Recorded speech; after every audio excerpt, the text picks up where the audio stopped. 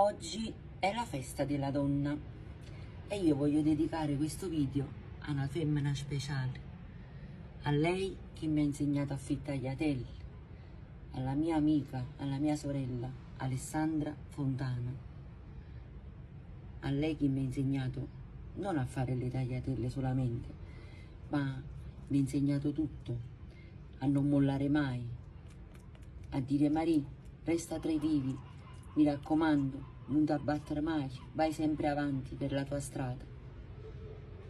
Andare avanti per la propria strada, ma soprattutto a tutte le donne che come me ogni giorno combattono per avere rispetto e per essere donne, non solo l'8 marzo, ma tutti i giorni. E mo facciamo si tagliate, pigliate carta e penna e venite a pensare a me. 2 uova e 200 grammi di farina 00. Fate l'impasto, lo fate riposare una mezz'oretta e iniziamo a stenderlo, proprio come mi ha fatto vedere la ciociara. Fine fine me la fa, mi raccomando. Ecco qua, voi continuate a lavorarlo finché non diventa un bel fazzoletto di pasta. Fine fine, eh? Ecco qua, guardate come è diventato bello sottile, vedete? È un velo, vedete? Ecco qua.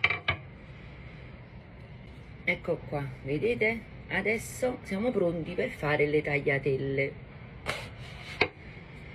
Adesso lo piegate così, 1 e 2,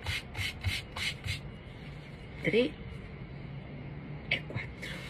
E mo le tagliamo. Ecco qua.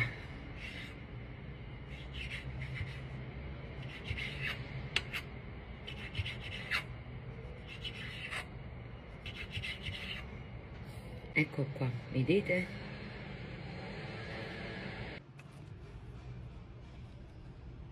Ecco qua.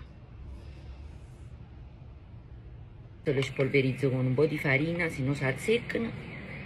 Avevo già preparato un bel panno di cotone, eccolo qua, vedete? Ecco qua. Ecco qua, sono pronte.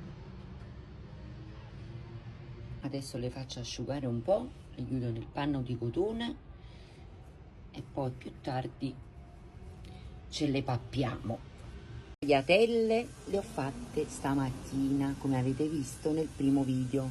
Adesso facciamo un bel ragù bianco, ma il tempo di cottura di salsiccia e carne macinata e le nostre tagliatelle sono pronte. Preparatevi anche acqua e sale, olio misto per soffritto e una nocciolina di burro e fate friggere tutto insieme. Adesso aggiungo un po' di pancetta a cubetti, aggiungo la salsiccia sbriciolata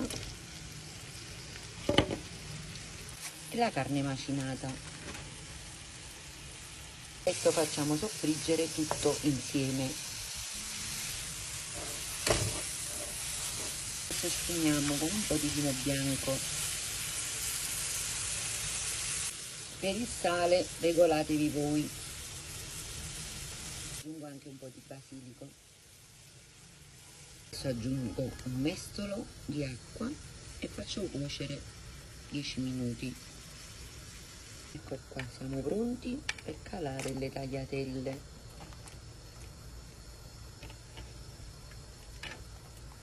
Ecco qua, le tagliatelle sono pronte e io le vado a buttare direttamente nel sughetto. Ecco qua, e mo facciamo un bisca Francesco. Aggiungo anche un po' di panna, voi se non volete mettere non ce la mettete, e anche tanto parmigiano. Ecco qua. Un po' di pepe, sempre facoltativo, se ci volete mettere. Assaggiamo. Oh, buon appetito e buona giornata a tutti quanti.